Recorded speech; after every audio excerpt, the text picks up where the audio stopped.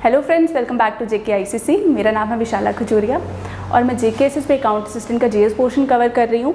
आज का जो टॉपिक है बहुत इंपॉर्टेंट टॉपिक है आपका सेंट्रली स्पॉन्सर्ड स्कीम्स। उसके बारे में हम पढ़ेंगे। सबसे पहले हम जानेंगे कि सेंट्रली स्पॉन्सर्ड स्कीम्स होती क्या है। आज के वीडियो लेक्चर में हम इसकी इंट्रोडक्शन देखेंगे और ये इंट्रोडक्टरी वीडियो है। नेक्स्ट वीडियोज़ में हम इसको डिटेल में डिस्कस भी करेंगे। सबसे पहले गवर्नमेंट स्कीम्स क्यों इम्प्लीमेंट करती है और क्यों इंट्रोड्यूस करती है। आपको ये पता होना चाहिए कि हमारी सोसाइटी में हमें सब कुछ साथ लेके चलना पड़ता है, ठीक है। हमारे इकोनॉमिक डेवलपमेंट के लिए हमारे सारे सेक्टर्स जितने भी हैं, वीकर सेक्शंस भी हैं हमारे, ठीक है, अपर सेक्शंस भी हैं, लोअर सेक्शंस भी हैं।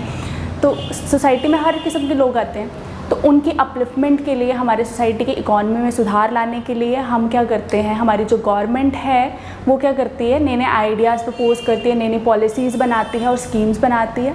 उन्हीं को हम क्या बोलते हैं, गवर्नमेंट स्कीम्स बोलते हैं। अब गवर्नमेंट स्कीम्स की हम बात करें तो ये दो कैटेगरी में डिवाइडेड है, ठीक है। कौन कौन सी? फर्स्ट है centre sector schemes and second one है सेंट्रली स्पॉन्सर्ड स्कीम्स। अब सेंटर सेक्टर स्कीम्स की जब हम बात करते हैं तो इसमें हम क्या करते हैं, इसमें जो आपकी फंडिंग होती है, ठीक है, 100% फंडिंग कौन करता है? आपका सेंटर प्रोवाइड करता है। मतलब सारे पैसे कौन लगा रहा है इसमें? आपका सेंटर लगा रहा है। और इसको इम्प्लीमेंट कौन करता है? सेंट्रल अथॉरिटी ही इम्प्लीमेंट करती है, ठीक है। नेक्स्ट है आपका सेंट्रली स्पॉन्सर्ड स्कीम्स। अब सेंट्रली स्पॉन्सर्ड स्कीम्स में क्या होता है, आपका सेंटर भी पे करती है और आपका स्टेट भी पे करती है। कुछ परसेंटेज आपका स्टेट पे कर रही है तो कुछ परसेंटेज आपका सेंटर पे कर रही है। और इसको इम्प्लीमेंट कौन करता है? आपका स्टेट गवर्नमेंट अथॉरिटी, ठीक है। अब सेंटर सेक्टर में एक और आपको बात याद रखनी है कि जो सेंटर सेक्टर स्कीम्स होती है इसमें कौन कौन से प्रोग्राम्स आते हैं। लाइकवाइज मैंने आपको जब सस्टेनेबल डेवलपमेंट गोल्स के बारे में हमने पढ़ा था, वहाँ पे मैंने LPG कनेक्शंस के बारे में आपको बताया था। वो किसके अंडर आती है? आपकी सेंटर सेक्टर स्कीम्स के अंडर आती है। नमामि गंगे प्लान वो किस में आता है आपका? वो भी सेंटर स्कीम के इसके अंडर आता है, ठीक है। और भी जो ब्रॉड स्केल पर देखी जाए स्कीम्स वो किसके अंडर आती हैं? आपकी सेंटर सेक्टर स्कीम्स के अंदर आती है।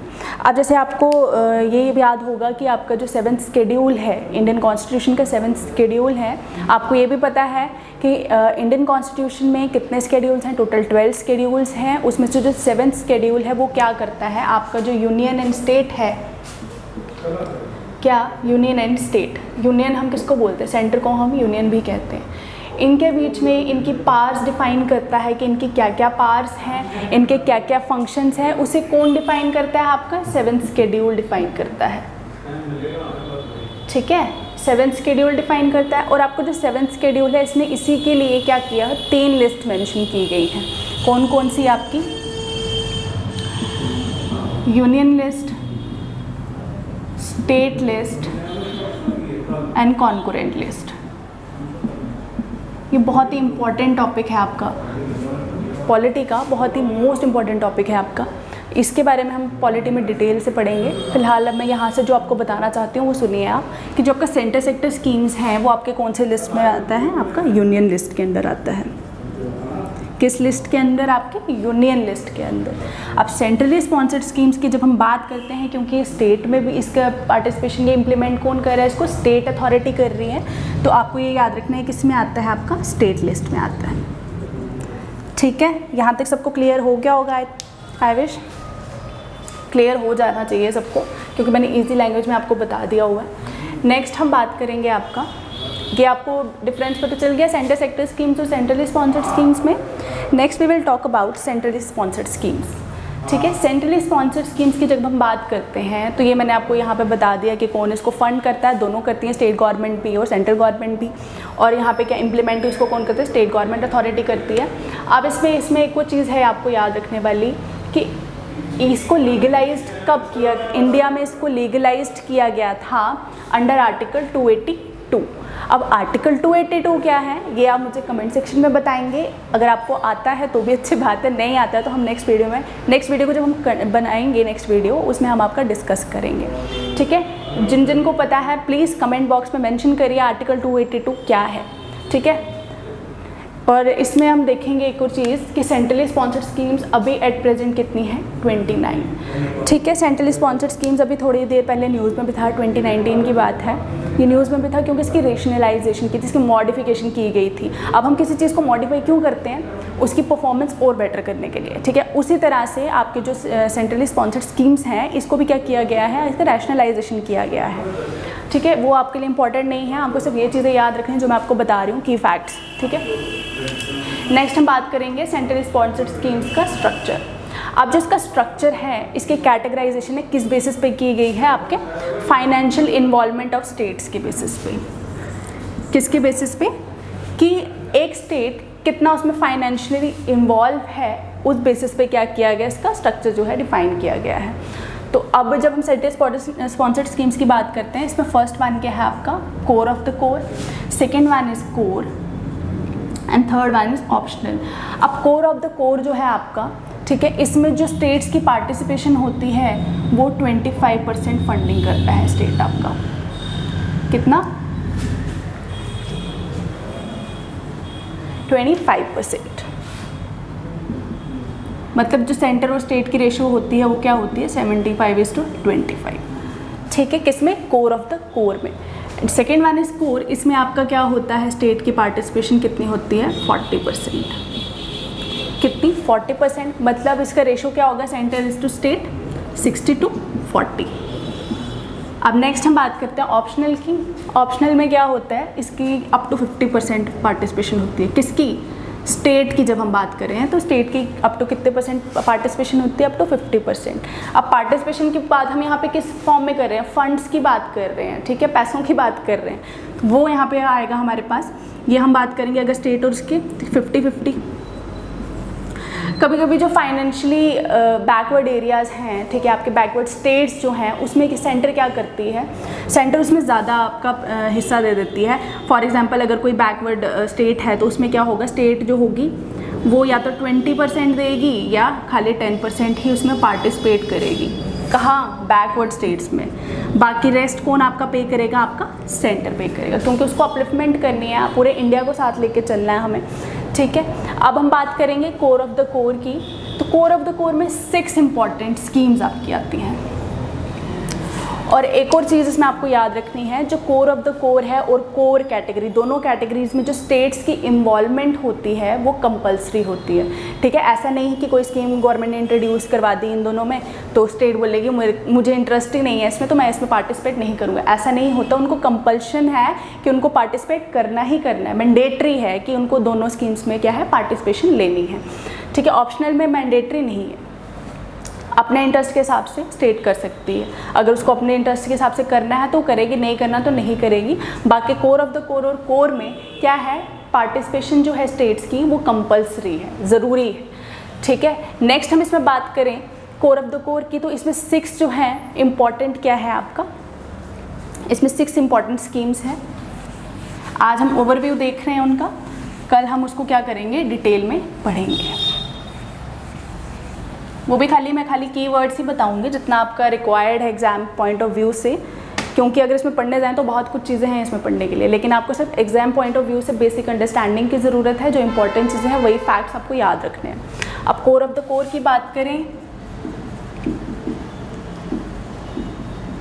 इसके अंदर कितनी आती हैं स्कीम्स? 6 स्कीम्स आती हैं। आपका मनरेगा आ गया इसमें,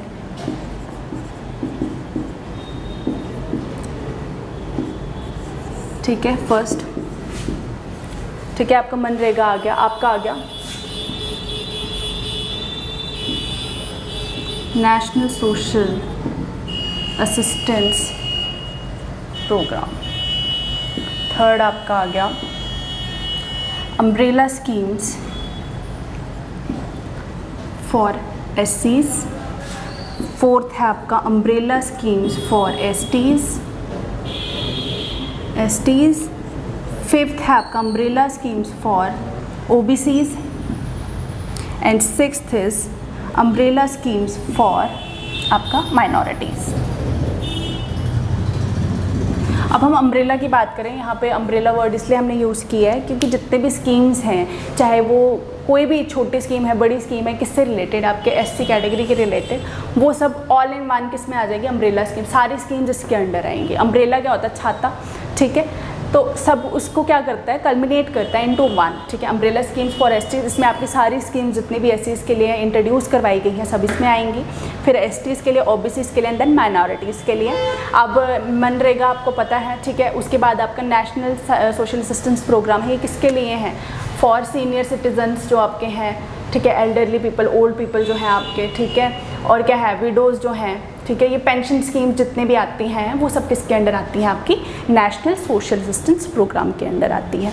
अब इन सब को हम डिटेल में कब पढ़ेंगे, आपकी नेक्स्ट वीडियो में पढ़ेंगे। नेक्स्ट हम देखेंगे आपका कोर। ये बहुत इंपॉर्टेंट 6 स्कीम्स हैं, ये आपको टिप्स पे याद होनी चाहिए। इसके बारे में डिटेल में हम आपको बाद में डिस्कस करेंगे। उसके बाद नेक्स्ट है आपका कोर। जब कोर की हम बात करते हैं, कोर में आपका क्या आता है, कोर में आपको पता है, मैंने बताया 40% है इसका स्टेट का इन्वॉल्वमेंट, ठीक है। 40% फंड कौन देता है, आपका स्टेट देती है, ठीक है। अब इसमें और चीज़ क्या याद रखना, जितने भी आपके मिड डे मील स्कीम्स हैं आपकी, ठीक है, मिड डे मील स्कीम्स आ गई आपकी, और भी बहुत सारी स्कीम्स हैं, वो सब किसके अंडर आती हैं, जैसे ICDS है, ठीक है, इंटीग्रेटेड चाइल्ड डेवलपमेंट स्कीम जो है आपका, वो भी इसके अंडर ही आती है। और भी बहुत सारी जो छोटे मोटे स्कीम्स हैं वो किसके अंडर आ जाती है, आपके कोर के अंदर आती हैं। इसमें भी हमें जो इंपॉर्टेंट स्कीम्स हैं जो JNK में भी एप्लीकेबल हैं वो हमने इसमें पढ़नी है रिलेटेड टू, क्योंकि हमारा JKSS भी किस पे फोकस करता है, आपका JNK पे फोकस कर रहा है। तो इसीलिए हमें इसको ध्यान में रखते हुए आपकी जो स्कीम्स लीगलाइज्ड हैं या इम्प्लीमेंटेड है आपकी JNK रीजन में, वो हमने डिस्कस करनी है। नेक्स्ट है आपका ऑप्शनल। ऑप्शनल जो है आपका जो बॉर्डर रोड ऑर्गेनाइजेशन है, ये वाले प्रोग्राम्स जो होते हैं, ठीक है, उसमें ये सब किस में आते हैं, आपके ऑप्शनल प्रोग्राम्स में। इसमें अगर स्टेट की मर्जी है वो कर सकती है, नहीं मर्जी तो नहीं। बाकी जो दोनों है उसमें कंपल्सरी है, ठीक है। ये सब आपका ओवरव्यू आ गया आपका किसका, सेंट्रली स्पॉन्सर्ड स्कीम्स का, ये इंट्रोडक्टरी पार्ट था। अब नेक्स्ट वीडियो में हम पूरा डिटेल में डिस्कस करेंगे किसके बारे में, core of the core schemes जितनी भी हैं, जो इसके इंपॉर्टेंट पॉइंट्स हैं उनको डिस्कस करेंगे। बाकी जो स्कीम्स हैं जो JNK में इम्प्लीमेंटेड है उसके बारे में भी हम डिस्कशन करेंगे। फिलहाल के लिए इतना ही। आपके लिए इससे रिगार्डिंग कोई भी अगर आपको कंप्लेन है, क्वेरी है, आप कमेंट बॉक्स में मेंशन कर दीजिए। और जो क्वेश्चन मैंने पूछा है कि आर्टिकल 282 क्या है इंडियन कॉन्स्टिट्यूशन का, you have to mention that as well. अब इसमें मैंने खाली इतना ही बताना था आपको। एक और चीज़ है, मैंने आपको ये मेंशन शायद कर दिया है पहले, कि इसमें 29 टोटल स्कीम्स है, सेंट्रल स्पॉन्सर्ड स्कीम्स, ठीक है। अब आप ये सोच रहे होंगे, ठीक है, कोर ऑफ द कोर में 6 स्कीम में आ गई, ठीक है। कोर में आपकी एटलीस्ट 20 स्कीम्स आती हैं, एटलीस्ट 20 स्कीम्स, एंड ऑप्शनल में आपकी 2 या 3 स्कीम्स जितनी भी आती है, ठीक है, 2 लेकर ही चलते हैं। अब यहाँ पे बोलोगे 20 + 6 हो गए, 26 + 2 हो गए, 28, 29 आप बोल रहे हो। हम जब कल्मिनेटिव लेते हैं कोर एंड ऑप्शनल को, इसमें आपकी क्या हो जाता है, 20 + 2 22 + 1 लेके चलते हैं इसको, ठीक है। जो आपके कोर है इसमें एडिशन सब्ट्रैक्शन होती रहती है स्कीम्स की, इंट्रोडक्टरी, क्योंकि इसमें बहुत सारी स्कीम्स हैं तो एक तो कम ज़्यादा भी हो जाती है। अब जो एक और चीज़ है जो मैंने आपको बताया कि रेशनलाइजेशन हुई है किसके, सेंट्रली स्पॉन्सर्ड स्कीम्स की, ठीक है। अब सेंट्रली स्पॉन्सर्ड स्कीम के बारे में बहुत बैकग्राउंड में अगर आप जाएंगे, बहुत सारी कमेटीज़ बनी थी, इसकी इंट्रोडक्शन हुई थी, हमें ये सब नहीं पढ़ना है।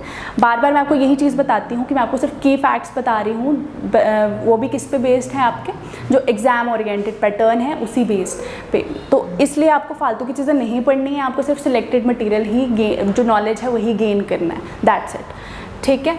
और ये बात हो गई आपकी। तो इसमें हम एडिशन सब्ट्रैक्शन कर सकते हैं आपके कोर स्कीम्स और ऑप्शनल को मिला के। कोर ऑफ द कोर सिर्फ 6 ही हैं, दैट्स इट। जब रेशनलाइजेशन हुई है, और इसमें ये मेंशन किया होगा कम जो आपकी स्कीम्स हैं वो 30 से बिलो होनी चाहिए। फैक्ट बता रही हूँ कि जो रैशनलाइजेशन हुई है उसमें मेंशन किया हुआ रूल कि जो आपकी सेंट्रली स्पॉन्सर्ड स्कीम्स हैं वो 30 से बिलो ही होनी चाहिए, 30 से ज़्यादा एक्सीड नहीं करनी चाहिए। और अब आप फिर पूछोगे कि पहले कितनी थी या बाद में, वो आपको एग्जाम में नहीं पूछा जाएगा, ठीक है। ये आपका हो गया सेंट्रली स्पॉन्सर्ड स्कीम्स का इंट्रोडक्शन। नेक्स्ट वीडियो में हम इसको डिटेल में डिस्कस करेंगे। तब तक के लिए थैंक यू।